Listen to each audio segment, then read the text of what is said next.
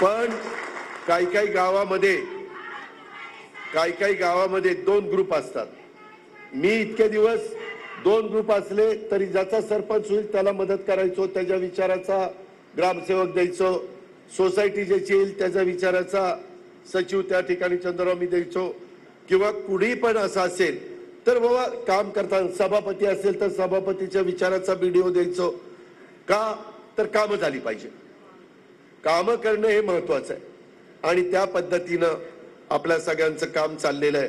मी पुन्हा सांगतो की काही जण थोडंसं भावनिक करण्याचा प्रयत्न करतील। भावनिकनी रोजीरोटीचा प्रश्न सुटत नाही, भावनिक होऊन कामं होत नाही, कामं तडफेनीच करावी लागतात, जोरकसपणे करावी लागतात। ही गोष्ट आपण सगळेजण लक्षामध्ये घ्या।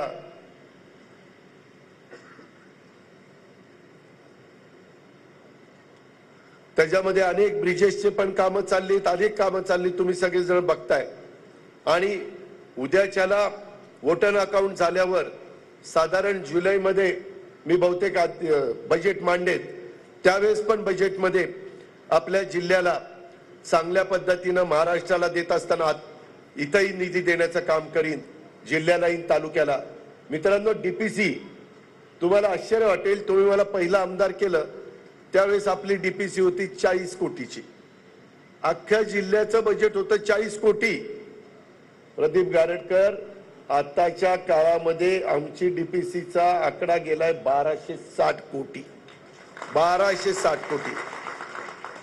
म्हणजे जिथं जिथं आपल्याला वेगवेगळ्या प्रकारची विकासाची कामं करण्याच्या करता निधी देता येईल ते निधी देण्याचा आता 25-15चं पण लवकरच मी करतोय। माझी एवढीच तुम्हाला विनंती, काम दर्जेदार झाली पाहिजे, तुम्हालाही समाधान वाटलं पाहिजे की नाही हे काम आपण सरपंच असताना, आपण उपसरपंच असताना झालं, काम चांगलं झालंय।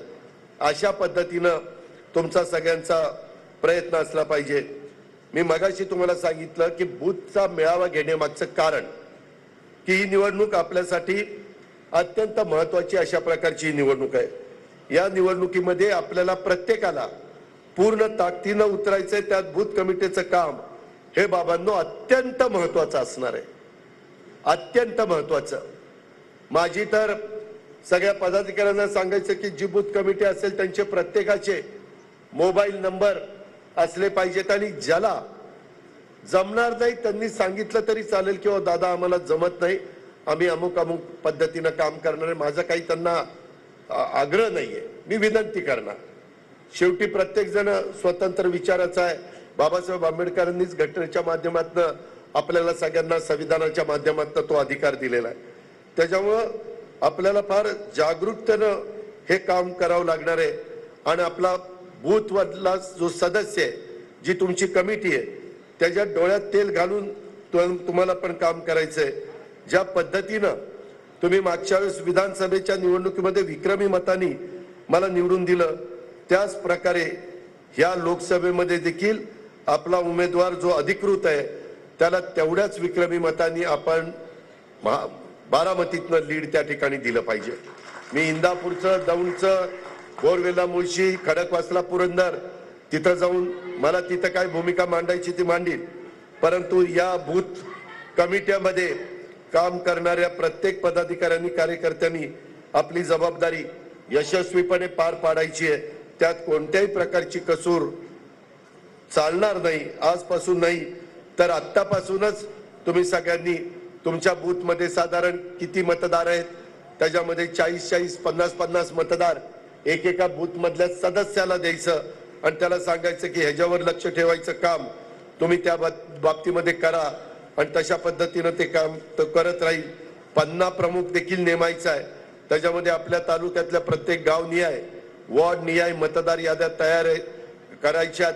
आता आपल्याला पक्षामुळे मतदार यादी त्या मिळेलच, त्या मतदार याद्यांमुळे प्रत्येकाला, प्रत्येक पानाला एक पन्ना प्रमुख हा नेमला गेला पाहिजे। त्या पन्ना प्रमुखावर, त्या पानावर असलेल्या मतदारांच्या पर्यंत पोहोचण्याची आणि आपल्या पक्षाची भूमिका त्यांच्या समोर मांडायची, त्या प्रत्येक मतदाराला मतदान केंद्रावर आणण्याची जबाबदारी ही देखील आपण घेणार आहोत।